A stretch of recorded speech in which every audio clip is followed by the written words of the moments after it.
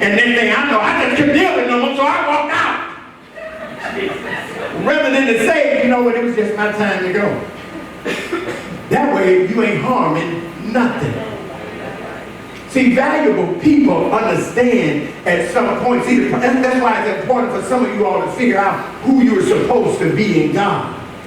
Because if you don't know who you're supposed to be, see, most of you all don't know who you're so busy trying to figure out who I'm supposed to be in the world that you have forgotten that if I can figure out who I'm supposed to be in God, it'll trickle over into the world. Because guess what? Who we're supposed to be spiritually is who we really are. Even though a lot of us got late starts on this thing. A lot of us got late. And let me tell y'all something. There was a saying when I was a kid, Frisco, you're my partner. A dog that bring a bone, carry a bone. Be careful when people bring stuff to you. Yeah, be careful. Be careful when folks bring stuff to you, because what happens is, if you're not paying attention, you're going to destroy something over a lie. Let me go back to my sermon. I don't even know who that was for. When God opens our eyes, we should stop walking into walls. And the problem is, some of us can see, we just close our eyes and we're willingly blind. Yeah, you don't want to upset your friend.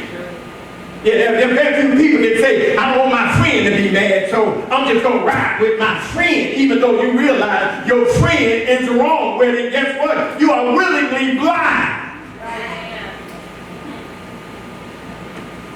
The Bible teaches us something interesting.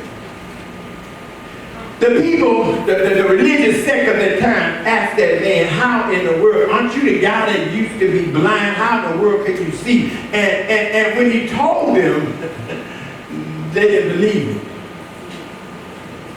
People want you in many cases to remain blind. Let me say that again. In many situations and circumstances, people want you blind. They can't afford for you to start seeing what you need to see. They can't afford for you to start seeing what it really in actuality all is. How many people you used to be so on fire for God, and now all of a sudden, because of situations and circumstances, life has blinded you to the things of God, and now you barely make it to church.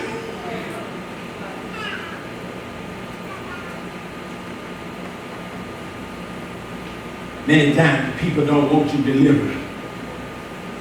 You want to know why? They become comfortable with you being the way you are. Let me say this to you all. Some people don't want you changed because you're beneficial to their life. They want you jacked up. They want you always acting a fool and cussing and clowning and doing this and inebriated or high. You know, there's some people, let me try something with y'all. All you people that like to get high, try this week. Don't buy no weed. Don't buy no liquor. I promise you somebody gonna just come by and say, why don't we hit this joint?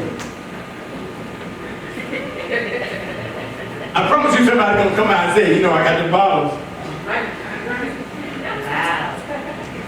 I got them bottles out. You want some? It's just, you be sitting in the house, you ain't bothering nobody, you kicking it.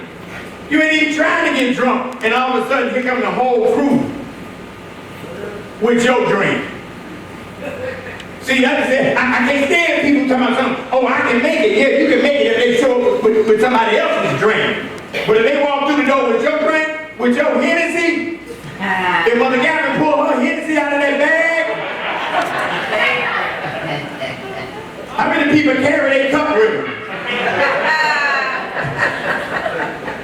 You see how everybody women got this big old person, they got their stuff in there. You pull out that bottle, they be like, hold on.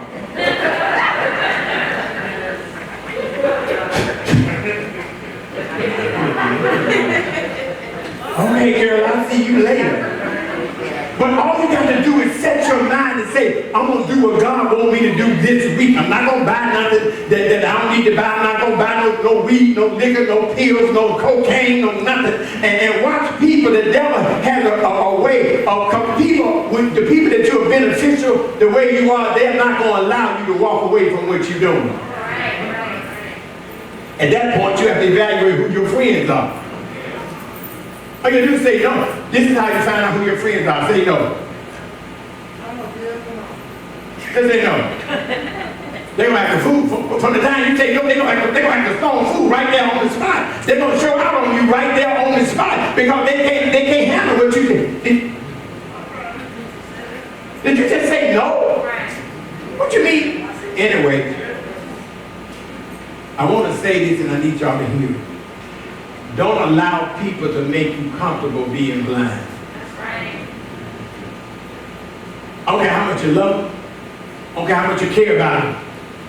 If they want you to stay blind, you need to eradicate them from your life. There's some construction, some furniture, some slow singing and flower bringing need to go on. They need to be some furniture moving happening around here. Anybody ever did spring cleaning? How many? Woo, I better not ask this question, but I'm going to ask them, how many women in here do spring cleaning? Earlier, you can put your hand down. I know you do. You do spring cleaning every other week in the office. But in spring cleaning, the object is to throw away stuff that has collected that are of no service to you any longer. Does that make sense to everybody? So what you do is you go through the house. Some of y'all need to go through your life. Just go through your life and start seeing what kind of spring cleaning do I need to do. Is this person some extra dust that I need to throw out the window and keep it moving? Because what you will find is oftentimes the person that you need to get rid of is the person that's usually the closest to you. Can I prove it? Because only people close to you can influence your decisions. People that are not close to you, they can't influence your decision. That's why when people say, well, everybody say, who is everybody? And first of all, why are you listening to everybody? You should have listened to one or two people, but now you telling me you listening to everybody?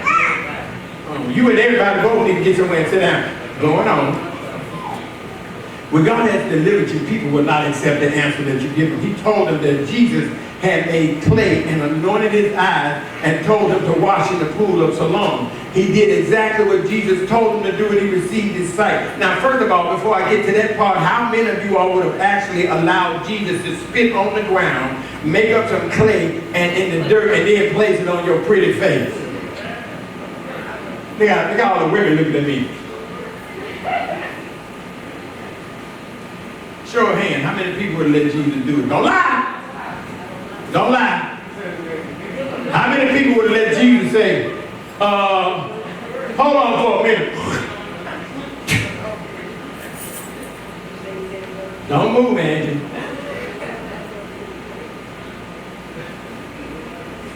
And as calm as Angie is right now, she'd have been fighting me with that spit clay in my hand. No. Isn't that how we fight the anointing of God? God comes into our lives and he wants to do something special for us. But it don't look like man said it's supposed to look. It's not as sanitary as we think it ought to be, but God said, no, I need to put this on your eyes so that you can see what is all over you. But you're so caught up in your own little box. Isn't it amazing that everybody says, ain't nobody put me in no box, and you put yourself in a box. You can't even step outside of the box to see what's going on out here because you're so busy closing the top of the box so can't nobody get in. Let me hold on and finish. I can tell when it's time for me to go because folks start frowning. What are you willing to do to see them? What are you really willing to do to see? The Bible tells us that he was obedient. He went and he washed. They refused to believe that it was Jesus. People refuse to believe that Jesus healed. They refuse to believe that God will send his healing virtue down and bless you. I'm almost done. When God delivers you, people will find fault in your deliverance. The problem is you're going to look the same way and people are going to want you to behave the same way. Oh yeah. Oh yeah, you gonna look. God don't change our look on the outside, he changes us on the inside. They took him to the religious leaders and they too didn't believe it. Because it was not done according to their tradition. They said that Jesus was not of God. It caused a literal split within the religious sect, my friend Frisco. That's what the Bible says. Some people are saying he's not of God. The other people are saying, well, if he's not of God, how in the world can he do what he just did? See, that's the problem people have with you. They want to discredit you, but God keeps using you so powerfully, they can't discredit you. So half of the people mad with you, the other half of the people are confused, and it all turns out to be one big mess. Because it was done on the Sabbath, they had a problem with it. But the Bible teaches us the Sabbath was made for man, not man for the Sabbath. Some say, how can sinners do such a miracles that they call them the divine? Now, this is my personal thing. This is the part that I like. And I'm done. You have to have your own personal resolve. Your mama can't do it, your daddy, your husband, your wife, your sister, your brother. You have to have your own personal resolve. And guess what? Sometimes people don't agree with what you want to do and what God is trying to do in your life, but you have to be all right with it. Listen to this. The Bible said, now this was so interesting to me. The Bible said that they were so upset that they went to talk to the boy's parents. Now this is what got me in. How many mamas in the room? Raise your hands high. Y'all scared your mamas? Mamas usually, how many ride or die mamas in here? I mean, no matter what, that's my baby. You're going to leave my baby alone, that's mine. Them type of mamas. They went to talk to the parents. Now, it did not shock me that the daddy said, listen, they didn't want to get put out of the synagogue. Listen, that boy wrong. He can talk for himself. But when the mama rolled with the daddy, it kind of bothered me because I thought mama would surely say, that's my boy and you better not mess with him. If he said it was Jesus, it was Jesus. How many mamas in here like that? I don't care what you said. If he said it was Jesus, it was Jesus. But this couldn't have been a black mama because this mama said, listen, yeah, that's my baby. You're right, that's my baby. But how he got his sight, I have no idea. You know why she said it? Because she didn't want to rock the boat. How many people sitting here can know right and won't go along with right because you don't want to rock the boat? You don't want the person that's asking the question to be mad with you. You don't want to get put out the clique. So since you don't want to get put out the clique, you say, well, I don't know. Listen, even this is our favorite one. It ain't got nothing to do with me.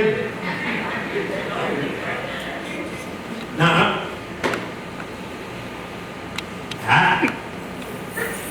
I can't help it. It ain't got nothing to do with me. But how many people know that you only do it simply because you don't want to get put out the clique? See, people kill me about churches, Reverend Frisco. They'll say, we got cliques here. Now, I need you to use simple math here. All right? Can we use simple math? If it ain't but about maybe 100 of us, and we got cliques, what do you think is in a 25,000 person church? That many more cliques. Because people say, well, they clique is over there, I'm going to go somewhere else. You don't think it's cliques everywhere?